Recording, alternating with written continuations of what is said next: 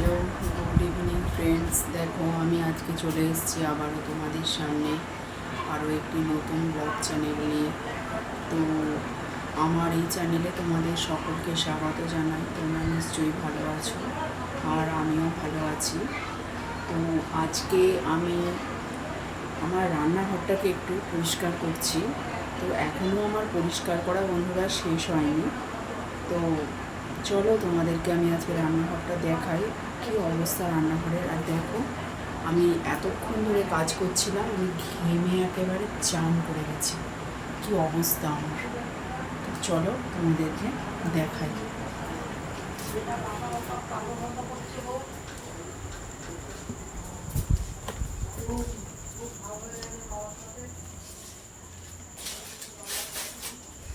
দেখো,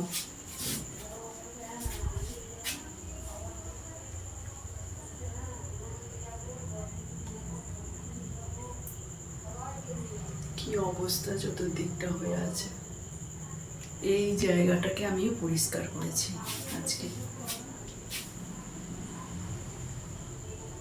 এই যে এই কোণার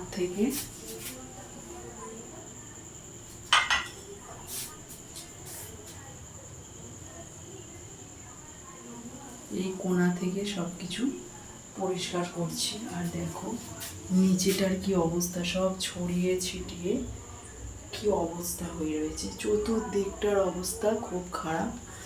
তো আজকে রাতে দেখো সব ছড়িয়ে ছিটিয়ে পড়ে আছে, সব পরিষ্কার করবো, এখনো পরিষ্কার করা হয়নি আমার।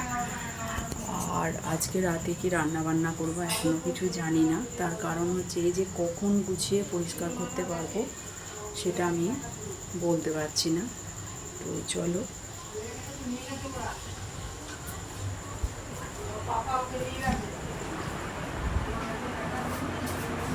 তো দেখালাম তো রান্নাঘরের অবস্থাটা কি।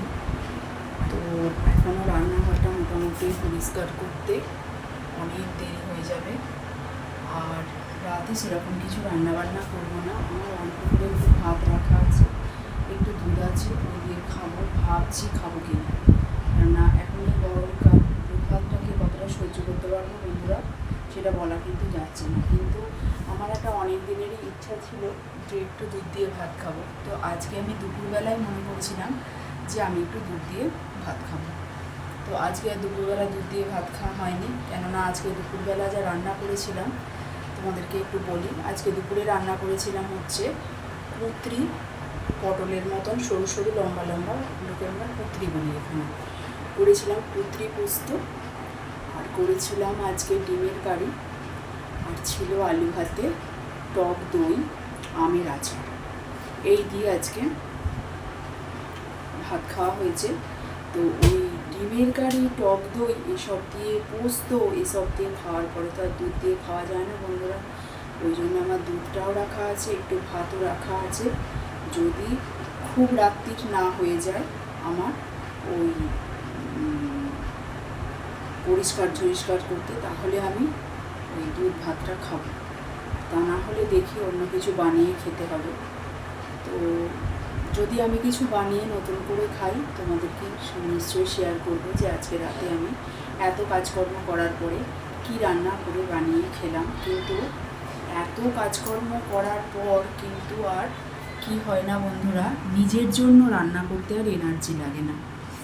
তো যাই হোক বন্ধুরা, এই হচ্ছে আজকে ব্যাপার। তো বাড়ির কাজ, বাইরের কাজ সমস্ত কিছু সামলে তারপরে আবার এই বাড়ির মধ্যে বাড়তি কাজগুলো এক্সট্রা টাইম নিয়ে না করলে পরিষ্কার করা যায় না, পরিষ্কার থাকে না।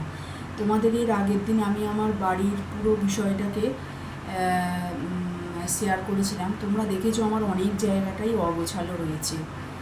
তো আমি প্রতিবারই বলি যে আমি একলা মানুষ, আমি অতটা করে উঠতে পারি না। কিন্তু একলা মানুষ হলেও যেখানে বসবাস করব সেই জায়গাটা পরিষ্কার না থাকলে একটা কীরকম লাগে। তো সেক্ষেত্রে সেটা আমারও হয়। তো সব সময় তো সেটা করে উঠতে পারি না। তো সেই জন্য আজকে রান্নাঘরটা নিয়ে পড়েছি।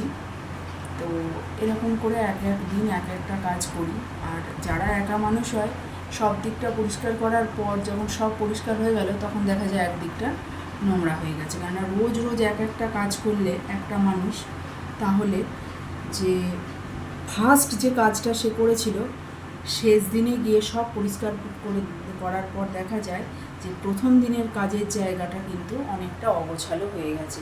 তখন আবার পুনরায় নতুন করে শুরু করতে হয় প্রথম থেকে লাস্ট পর্যন্ত। তো সেক্ষেত্রে আমারও এই ব্যাপারটাই হয়। তো আমি সব সময় গুছিয়ে সব কিছু রাখতে পারি না, আমার সব কিছু জিনিসপত্র গোছানো থাকে না। মানে বিষয়টা এরকম নয় যে আমি মানে চেষ্টা করি না করতে, কিন্তু একলা মানুষ যারা হয় বন্ধুরা তারা নিশ্চয়ই বুঝতে পারবে। তো এই হচ্ছে ব্যাপার বন্ধুরা। তো আজকে আমি আমার এই বিষয়টাই তোমাদের সঙ্গে শেয়ার করলাম। আর এই ঘরে চলে এলাম কথা বলতে আমি এই কারণে, রান্নাঘরটায় প্রচুর গরম আছে বন্ধুরা, অ্যাজবেস্টার দেওয়া তো। আর আমাদের এর মাথার ওপরটা হচ্ছে প্লাইউড দেওয়া, তোমরা দেখতে পাচ্ছ। সেই কারণে এই ঘরগুলো একটু ঠান্ডা, কিন্তু ওই আমাদের বাইরের বারান্দা আর রান্নাঘরটা অসম্ভব গরম অ্যাজবেস্টার দেওয়া বলে।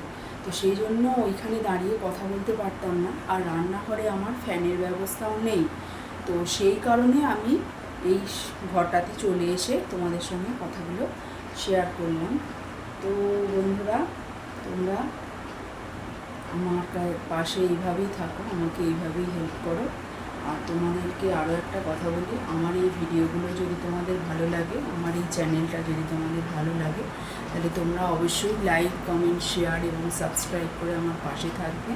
আর পাশে থাকা বেল বাটনটাতে প্রেস করে দেবে, যাতে অল নোটিফিকেশানগুলো তোমরা পেয়ে যেতে পারো। তোমরা সবাই খুব ভালো থাকবে, সুস্থ থাকবে, আর আমিও খুব ভালো থাকবো, সুস্থ থাকবো, চেষ্টা করব। Thanks for watching to my video and thank you. আর একটা জিনিস তোমাদের সঙ্গে শেয়ার করি, সেটা হচ্ছে দেখো ওই পোষ্য আমার ওখানে শুয়ে রয়েছে, ওর শরীরটা একটা ভালো নেই, তো এখন ঘুমাচ্ছে। তো বললাম না মাঝে মাঝে ওর শরীরটা একটু খারাপ হয়।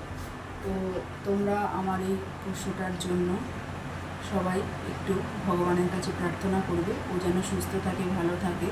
কেননা ওরা হচ্ছে অবলা জীব। আমি রাস্তা থেকে মরণাপন্ন অবস্থায় ওকে কুড়িয়ে নিয়ে এসে বাড়িতে রেখেছি। ও কালকেও খুবই ভালো ছিল, আজকে যেন মনে হচ্ছে শরীরটা একটু একটু খারাপ। তো এখনও শুয়ে ঘুমাচ্ছে। তো এই বলে আমি আমার এই ভিডিওটা আজকে শেষ করছি। তো thanks for watching to my video and thank you so much. টাটা বন্ধু।